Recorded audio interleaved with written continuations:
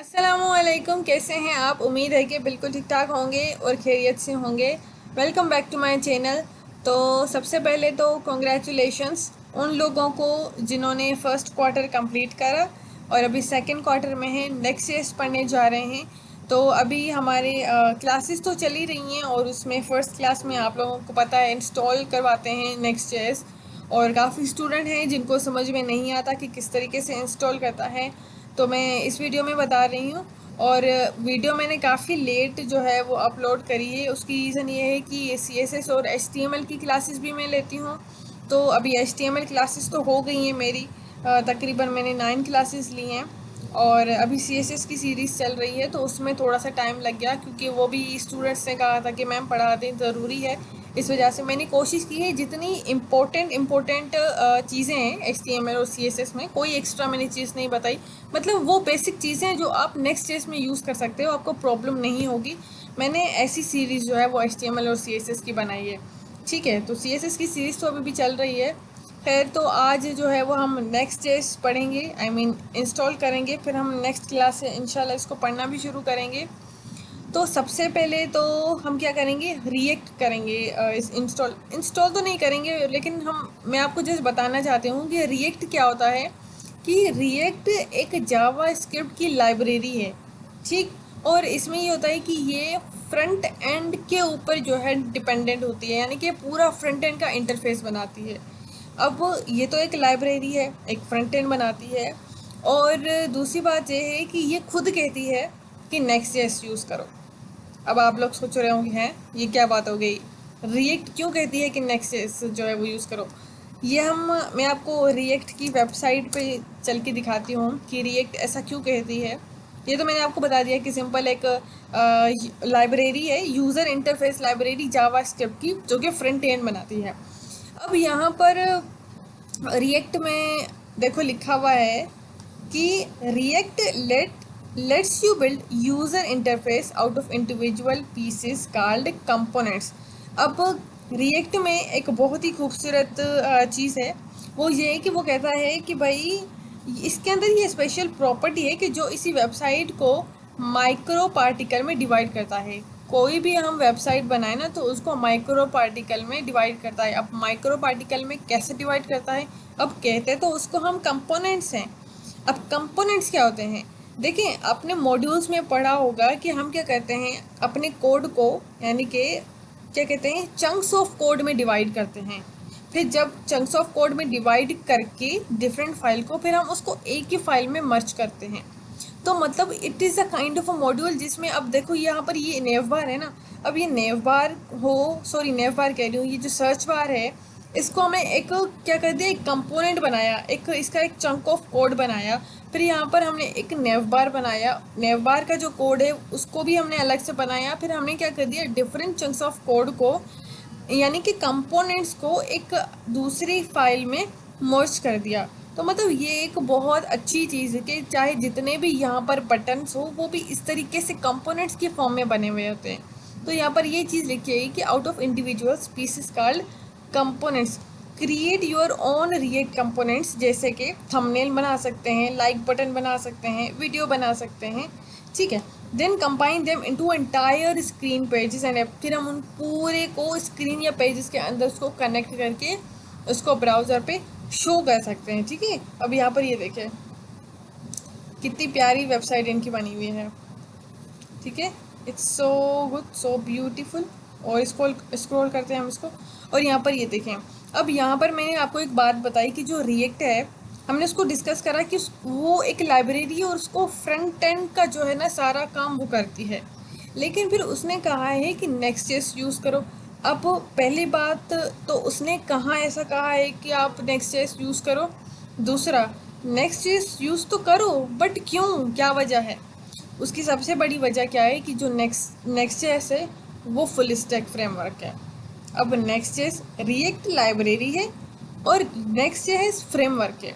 और जो रिएक्ट है वो फ्रंट एंड के ऊपर जो है वो कंसिस्ट करती है, लेकिन जो नेक्स्ट.js ये फुल स्टैक के ऊपर कंसिस्ट करती है।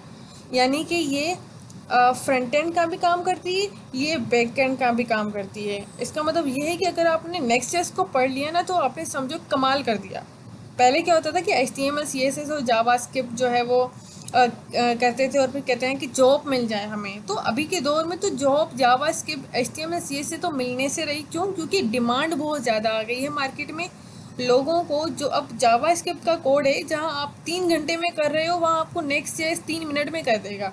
ठीक है, तो कंपनीज का टाइम बच जाएगा, तो वो आपको क्यों हायर करेंगे जिनको खाली जावास्क्रिप्ट आती है। जावास्क्रिप्ट आनी चाहिए, मतलब आपको लॉजिक्स आएंगे तो आप यहाँ पर बना पाएंगे ना, तो वो आनी तो चाहिए, लेकिन फोकस ज़्यादा आपका अब नेक्स्ट.js के ऊपर होना चाहिए। इसके ऊपर कैसे आपकी जो है वो कैसा फोकस है, उसको आपको देखना चाहिए। अब यहाँ पर देखिए रिएक्ट लाइब्रेरी है, it lets you put in a component, जैसे हमने डिस्कस करा, but it doesn't prescribe how to do routing and data fetching. अब ये अलग चीज़ है, इसको बाद में डिस्कस करेंगे जैसे जैसे हमारा कोर्स आगे बढ़ेगा। थोड़ी सी मुश्किल चीज़ है ये। To build an entire app with React we recommend a full stack React. अब एंटायर ऐप जहाँ हम रिएक्ट से बनाएं, वी रिकमेंड, देखो उन्होंने अभी कहा कि हम रिकमेंड करते हैं कि आप full stack react framework use करो। नेक्स्ट.js तो रिएक्ट फ्रेमवर्क है रिएक्ट का, तो वो कह रहे हैं कि ये चीज़ यूज़ करो। तो जैसे हम नेक्स्ट.js के पास आए, तो नेक्स्ट.js के पास ये आपकी पूरी इनकी वेबसाइट शो होगी। लुक एट दिस वेबसाइट, बहुत अच्छी वेबसाइट इनकी बनी हुई है। दिस, ठीक है, इसको हम देखते हैं। ये हमारे पास नेक्स्ट.js की पूरी वेबसाइट है। ठीक है, अब इसको हम डाउनलोड कैसे करेंगे? डाउनलोड करने के लिए हमें क्या करना पड़ेगा, ये देखें, ये चीज़ आपके सामने है। अब इसको हम, ये आपके पास गेट स्टार्टेड लिखा हुआ है। अब ये नीचे जो कोड है ना, हम क्या करेंगे, इसको कॉपी करेंगे। अभी हमने इसको जैसे ही कॉपी किया, ये यहाँ पर कॉपी हो गया। ठीक है, अब हम क्या करेंगे, अब यहाँ पर हम एक बनाएंगे फोल्डर, और फोल्डर हो गया ये यहाँ पर न्यू फोल्डर, जिसे हम नॉर्मली टाइपस्क्रिप्ट HTML के वक्त जब हम फोल्डर बनाते हैं सिंपल वो। और यहाँ पर हम यहाँ पर लिखते हैं नेक्स्ट.js इंस्टॉलेशन, ऐसे फोल्डर का मैं नाम लिख देती हूँ। इसको एंटर करती हूँ तो ये हमारे पास खुल जाएगा। और यहाँ पर मेरे पास ये ऊपर कर्सर है, इसको मैं क्लिक करूँगी, और यहाँ पर हम क्या करते थे, CMD की कमांड लिखते थे। अच्छा, यहाँ पर हमारे पास अभी ब्लैक कलर का ये टर्मिनल खुल गया है। अब जो हमने वहाँ से कॉपी करा था, यहाँ पर अब हम डायरेक्ट COD स्पेस का मतलब कोड नहीं लिखेंगे, यहाँ पर हम लिखेंगे जो हम यहाँ से वहाँ से कॉपी करके आए, यहाँ पर क्या करेंगे, हम उसको पेस्ट कर देंगे। तो मैं क्या करूँगी, Ctrl+V कर दूँगी। अच्छा, ये क्या है, ये लेटेस्ट वर्जन यहाँ पर लिखा हुआ है। इसका मतलब ये है कि आपके पास अभी जो आप डाउनलोड करेंगे नेक्स्ट.js, पहले क्या होता था टाइपस्क्रिप्ट में, हम नोड मॉड्यूल की फ़ाइल बनाते थे, किटिग्नोर की फ़ाइल बनाते थे, पता नहीं कौन कौन सी फाइल हम बनाते थे। ठीक है, लेकिन जब हम नेक्स्ट.js को इंस्टॉल करते हैं, इसको NPM तो आपको पता है, नोड पैकेज मैनेजर, हमने इतना इसको अच्छा पढ़ा है। NPX पे हम क्या करते थे, अपने अपलोड करते थे प्रोजेक्ट्स, रमज़ान कोडिंग नाइट्स वाले। तो यहाँ पर ये है कि इसको डाउनलोड करने से हमारे पास सारी फाइल्स ऑटोमेटिकली इंस्टॉल हो जाती है।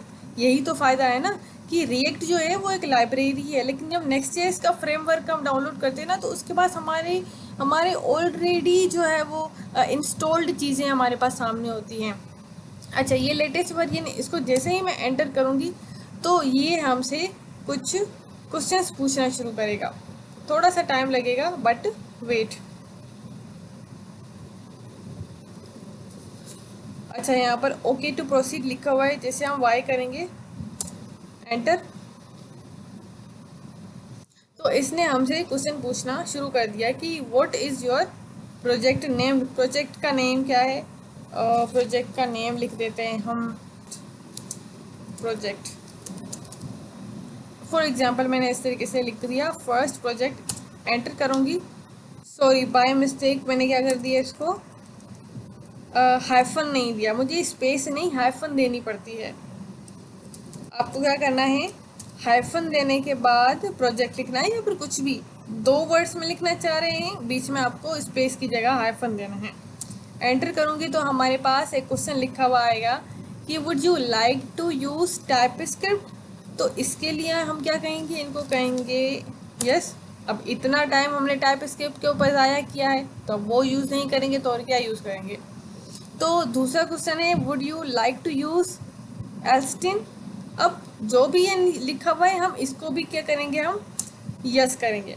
नेक्स्ट क्वेश्चन है, would you like to use Tailwind CSS। अब टेलविंड CSS क्या होती है, ये भी CSS होती है लेकिन ये बनी बनाई हुई CSS होती है, और ये इतनी इजी होती है कि अगर आपने इसको कर लिया ना तो समझो आपकी ज़िंदगी आसान हो जाएगी। सही, इसको भी क्या करना है, यस करना है। अब नेक्स्ट क्वेश्चन है, would you like to use CRS यानी कि सोर्स, दूसरा डायरेक्टरी। तो इसको हम क्या करेंगे, इसको भी हम यस करेंगे। नेक्स्ट है हमारे पास, would you like to use app router recommend, इसको भी हम यस करेंगे। और दूसरा है, would you like to customise the default import alias, इसको आपने करना है नो, इसको आप यस नहीं करेंगी, इसको आप नो ही रखिएगा। ठीक है, जैसे ही हम एंटर करेंगे तो हमारे पास यहाँ पर कुछ प्रोसेस होना शुरू हो जाएगा। अब ये थोड़ा सा टाइम लेता है, तो आप लोगों को क्या करना है, इसका थोड़ा सा वेट करना है जितने तक ये सक्सेस ना हो जाए। लिखा हुआ आता है ग्रीन कलर का सक्सेस, तो अब हम वेट करेंगे।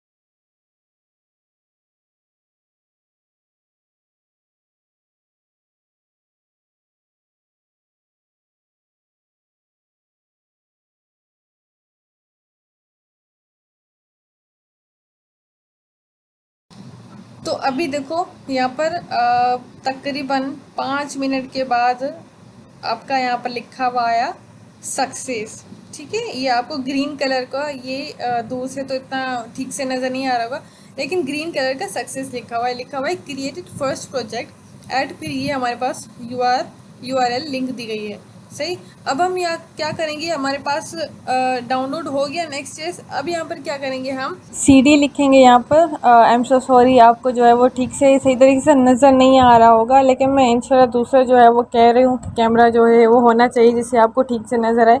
अभी थोड़ा सा गुजारा कर लो। अच्छा, यहाँ पर हम क्या करेंगे, यहाँ पर CD लिखेंगे और यहाँ पर हम थोड़ा सा ऊपर चेक करते हैं कि हमने क्या लिखा था, प्रोजेक्ट का नाम फर्स्ट प्रोजेक्ट के नाम से हमने लिखा था। तो यहाँ पर क्या करेंगे, हम CD लिखेंगे, CD के बाद स्पेस देके उसी प्रोजेक्ट का नाम लिख देंगे जो हमने ऊपर लिखा हुआ है। ठीक है, अब जैसे ही आपने लिखा वही प्रोजेक्ट का नाम जो ऊपर लिखा आपने उसको एंटर करेंगे, तो यहाँ पर CODE स्पेस डॉट लगा के आप VS कोड को खोल देंगे। और अब जैसे यहाँ पर हमारे पास सरफेस आ गया है, इसको मैं क्लिक करूँगी तो हमारे पास लाइंस आ गई, जिसको आप तकरीबन कुछ लोग तो देख के डर गए होंगे कि पता नहीं ये क्या आ गया। लेकिन मैं आपको समझाती हूँ कि ये सारी कहानी जो साइड में लिखी हुई है ये है क्या, इसको देख के डर ना जाइएगा। अभी हम एक एक चीज़ को देखेंगे। देखिए, तकरीबन फाइल्स तो यहाँ पर जो आपको सामने दिख रही हैं, अभी इतना तो आप थोड़ा सा जो है वो ट्रेंड हो चुके हो कि आपको पता है कि नोड मॉड्यूल्स की फ़ाइल कौन सी होती है, किस चीज़ की होती है। और यहाँ पर SRC को फ़िलहाल छोड़ो, और यहाँ पर ये वाली फ़ाइल है, इससे भी आपको कोई वास्ता नहीं है। दूसरी बात, यहाँ पर ये हमारे पास गिट इग्नोर की आ रही है। गिट इग्नोर का आपको पता है कि क्यों हम यूज़ करते हैं, कि जब हमें गिटअप पे पुश करने के लिए नोड मॉड्यूल्स की फ़ाइल को यूज़ नहीं करना होता, तो हम क्या करते हैं, उसको वहाँ से हटा देते हैं। तो समझो नोड मॉड्यूल्स को इग्नोर करने के लिए, गिटहब के लिए, तो हम उसको इग्नोर करते हैं। ये हम बनाते हैं गिट इग्नोर की फ़ाइल, इसलिए क्योंकि काफ़ी लोगों को गिट इग्नोर का भी नहीं पता। ठीक है, हाँ। और उसके बाद फिर नेक्स्ट, ये इसको भी अभी फ़िलहाल छोड़ दें, इसको भी हम डिस्कस फ़िलहाल नहीं करेंगे। ये जावास्क्रिप्ट की फ़ाइल है, कॉन्फ़िगरेशंस लिखी हुई हैं, पैकेज log.json की भी फ़ाइल आपको पता है, और इसकी भी फ़ाइल अभी आपका इससे कोई वास्ता नहीं है फ़िलहाल, हम इंशाल्लाह आगे इनको डिस्कस करेंगे। मैं आपको जस्ट थोड़ा सा बता रही हूँ कि ये किस किस चीज़ की कौन कौन सी फ़ाइल है। ठीक है, रीडमी आपको पता है, इसको क्या कहते हैं हम, जब इसको हम गिटअप पे जब इसको डाल देते हैं तो वहाँ पर हमें जब कुछ कंटेंट लिखना पड़ता है तो उसको वो रीडमी की फ़ाइल बन जाती है। और उसके बाद फिर यहाँ पर ये है टेलवेंट। अब टेलवेंट CSS, अब टेलवेंट CSS यूज़ करने जा रहे हैं, तो ये फिर उसकी कॉन्फ़िगरेशन लिखी है। लेकिन अभी हमें इसी को भी कुछ भी नहीं करना। ठीक है। दूसरी यहाँ पर tsconfig की फाइल, ये भी आपको पता है कि कौन सी फाइल होती है। तो यहाँ पर ये बहुत सारी फाइल, यानी कि पूरा पैकेज हमारे पास नोड जेएस का, सॉरी नेक्स्ट जेएस का डाउनलोड हो चुका है यहाँ पर। तो ये तो मैंने आपको जस्ट थोड़ा सा इंट्रो दिया। अब यहाँ पर ये बने हुए फोल्डर्स, अब ये देखो मैंने क्लिक कर दिया तो ये नीचे यहाँ पर हमारे पास फाइल्स बनी हुई हैं, बल्कि ये भी फोल्डर बने हुए हैं, लेकिन इसको हम फिलहाल बंद कर देते हैं, हमारे किसी काम का फिलहाल नहीं है ये। अच्छा, दूसरा है सोर्स। अब सोर्स सबसे हमारा एक इम्पोर्टेंट क्या है, फोल्डर है। इसको जैसे ही मैं क्लिक करती हूँ तो ये जो है ना सोर्स, इसके साथ में ये लिखा हुआ है ऐप, ये ऐप भी एक फोल्डर है। ठीक है, जैसे ही मैं इसको क्लिक करूँगी तो ये हमारे पास ये हमारे पास फाइल्स खुल गई। अच्छा, ये फोल्डर है, लेकिन ये हमारे फिलहाल काम का नहीं, तो इसको हम कुछ भी नहीं करेंगे। ठीक है, इस पे आते हैं फेविकॉन। अब फेविकॉन क्या होता है, जब भी हम कोई वेबसाइट खोलते हैं तो आपको पता होगा कि वेबसाइट के साथ में एक लोगो लिखा हुआ होता है, लिखा नहीं बना हुआ होता है, इमेज ही होती है वो एक। कैसे, मैं आपको एक एग्जांपल देती हूँ। ये नेक्स्ट जैसे ये ऊपर जो आपको ब्लैक कलर का दिख रहा है ना, टाइप ऑफ लोगो समझो, इसको हम फेविकॉन कहते हैं। ये नेक्स्ट जेस का फेविकॉन है। रिएक्ट में ये जो सामने आपको छोटा सा दिख रहा है लोगो टाइप, ये भी इसका फेविकॉन है। गूगल का ये देखिए जी लिखा हुआ है, ये भी फेविकॉन, सॉरी अब इसको, ये इस फेविकॉन, ये फाइल है हमारी। अब यहाँ पर दूसरा है global dot C S S. जितनी भी सी एस एस है वो हम सारी इसी में डालेंगे। ठीक है, हमारी सारी सी एस एस जो है वो इसी में ही वर्क करेंगी। अभी फ़िलहाल इसको भी छोड़ देते हैं हम। Layout dot T S x. अब ये जो है एक समझो पूरे वेबसाइट को जो है वो कंट्रोल करने वाली बला है।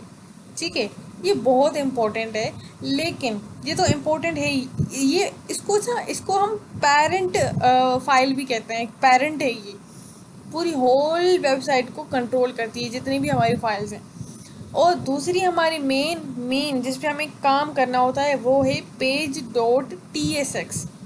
ठीक है, अब टी एस एक्स क्या है, जो एक्सटेंशन है इसमें ये क्या होता है कि एच टी एम एल और जावा स्क्रिप्ट यानी टाइप स्क्रिप्ट जब हम यूज़ करते हैं दोनों, तो उसको हम टी एस एक्स की क्या कर देते हैं, एक्सटेंशन दे देते हैं, जो कि सिंपली नेक्स्ट जेएस कहलाती है। अच्छा, जो ये हमारे पास पेज डॉट टी एस है, ये टी एस एक्स, ये मेन फाइल होती है, इसमें हम अपने काम करते हैं। यहाँ पर पूरे काम यहीं पर ही करते हैं। यहाँ पर जो कोड आपको सामने दिख रहा है, ये क्या है, एक टाइप ऑफ समझो डेमो कोड है, एक पैकेज आपको सामने दिखाया गया है। अगर मैं आपको इसको रन करके दिखाऊं ब्राउज़र पे, तो हम आपको याद होगा जिन्होंने HTML वगैरह पढ़ी है, तो उनको याद होगा कि क्या करते हैं, यहाँ पर गो लाइव का बटन जो है वो प्रेस करते हैं, जिससे हमारा लाइव सर्वर खुल जाता है और हम ब्राउज़र पे चेक करते हैं। लेकिन जब हम नेक्स्ट जेएस पढ़ते हैं ना, तो इस पर हमें गो लाइव को प्रेस नहीं करना पड़ता, तो हम उसके लिए क्या करते हैं, एक कमांड लिखते हैं। तो यहाँ पर हम लिखते हैं कमांड। तो यहाँ पर आप क्या करोगे, एक कमांड लिखोगे, एक सर्वर स्टार्ट करोगे यहाँ पर। उस अगर आपको वो कोड, अगर जिन्होंने पढ़ा है 2-3 क्लासेस पहले से ही किसी की देखी है तो शायद ठीक है, लेकिन जिन्होंने फर्स्ट क्लास देखी तो उनको ये कोड लिख लेना चाहिए। तो वो हमारा कोड है NPM स्पेस RUN रन, दूसरा है हमारे पास डेव, NPM रन डेव। इसको जैसे ही आप एंटर करेंगे, अच्छा यहाँ पर जो है वो हमने लिखा है npm run dev। इससे हमारी क्या हो गई, ये इंस्टॉलेशन, इससे हमारा सर्वर जो है वो स्टार्ट हो गया। ठीक है, और सर्वर स्टार्ट होने के बाद ये इन्होंने हमें लिंक दे दी। जैसे ही यहाँ पर हम इसको फॉलो लिंक करेंगे तो ये हमारे पास यहाँ पर ब्राउज़र पे शो होना स्टार्ट हो जाएगी। तो देखो आपके पास ये वाला इंटरफेस। अब ये वाला जो आपको सामने दिख रहा है, ये एक डेमो है कि जब हम एडिट करेंगे, हम यहाँ पर जब कुछ भी लिखना चाहेंगे HTML CSS से या टाइप स्क्रिप्ट से, तो वो आपको जो है वो यहाँ पर शो होगा। ठीक है, अब यहाँ पर ये जो लिखा हुआ है मटेरियल, यानी कि जो नेक्स्ट जेएस लिखा हुआ है, इसमें मैं अगर एडिटिंग करना चाहूँ तो मैं एडिट कर सकती हूँ। यहाँ पर जैसे कि बटन लिखा हुआ है डिप्लॉय नाउ, अब यहाँ पर डिप्लॉय नाउ की जगह पर मैं कुछ भी लिख सकती हूँ, अपना नाम लिख सकती हूँ, अपने चैनल का नाम लिख सकते हो, मतलब ये एडिटिंग जो है वो अलाउड है। ठीक है, यहाँ पर ये डिप्लॉय नाउ लिखा हुआ है, यहाँ पर इसकी जगह पर मैं लिख देती हूँ हियर। तो जैसे मैं इसको चेक करूँगी तो यहाँ पर डिप्लॉय हियर लिखा हुआ है। मैं अगर रीड और डॉक्स को भी चेंज करना चाहूँ तो मैं इसको भी चेंज कर सकती हूँ। ये रहा, डॉक्स की जगह पर मैं लिखूँ डॉक्यूमेंट, तो ये रहा मेरे पास आ जाएगा रीड आर डॉक्यूमेंट। तो इसका मतलब ये है कि जो भी हमने लिखना है यहीं पर ही लिखना है। और हम वैसे तो दूसरे फोल्डर्स भी बनाएंगे और फोल्डर के अंदर भी फोल्डर बनाएंगे, क्योंकि वो इंपोर्ट एक्सपोर्ट करते हैं चंक्स में कोड जो है वो हम लिखते हैं। तो इसमें ये कि हम ये वाला जो है ना सारा पूरा यहाँ से लेकर यहाँ तक कंट्रोल ए, इन सब को जो है वो हटाना होता है। अब यहाँ पर जैसे ही मैं क्लिक करूँगी तो ये मेरे पास ये कमांड आ गई कि मतलब अब आपके पास कुछ भी नहीं है। अब आपको क्या करना पड़ेगा, खुद से कोड लिखना पड़ेगा। ठीक है, तो ये हमारे पास खाली जैसे ब्राउज़र ओपन होता है नॉर्मली HTML CSS करते वक्त, तो तब भी क्या करता है, हम खाली ब्राउज़र पे अपना लिखना शुरू करते हैं। तो यहाँ पर भी हम लिखना शुरू करेंगे इंशाल्लाह। सही, तो नेक्स्ट क्लास में हम इंशाल्लाह हेलो वर्ड से स्टार्ट करेंगे और किस तरीके से हम उसमें CSS यूज़ करते हैं उसको भी डिस्कस करेंगे। और अभी आई होप कि आपको समझ में आ गई हो। आई नो कि आपको बीच में काफ़ी प्रॉब्लम हुई होगी, थोड़ा सा ये OBS मेरा स्क्रीन रिकॉर्डेड ठीक नहीं है। मैं चाहती हूँ कि मैं चेंज करूँ, तो इंशाल्लाह मैं इसको करूँगी ताकि आपको ठीक से शो हो। और बीच में थोड़ा वो माइक का भी इशू हो गया जिसकी वजह से मुझे उस पर नहीं कर पाई मैं ठीक से वॉइस रिकॉर्ड करना पड़ा। बट आई होप कि आपको समझ बस आ गई हो। इंशाल्लाह नेक्स्ट वीडियो में हम आगे देखते हैं, मिलते हैं नेक्स्ट वीडियो में। तब तक के लिए थैंक्स फॉर वॉचिंग।